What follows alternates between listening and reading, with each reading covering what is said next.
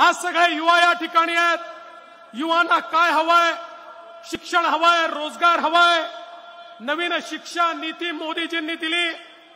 या नवीन शिक्षा नीतीने आमच्या करता शिक्षण केवळ डिग्री पुरतं मर्यादित नाही ठेवलं, तर आम्हाला शिक्षणातनं अर्थार्जन करता आलं पाहिजे.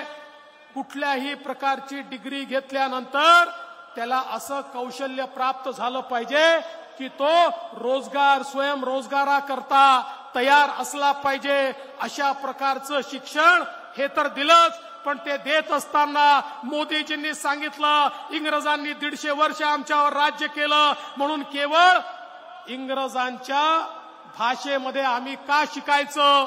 आणि म्हणून त्यांनी सांगितलं डॉक्टर व्हायचं असेल, इंजिनियर व्हायचं असेल, कुठलीही डिग्री घ्यायची असेल, आता तुम्ही तुमच्या भाषेत देखील शिकू शकता.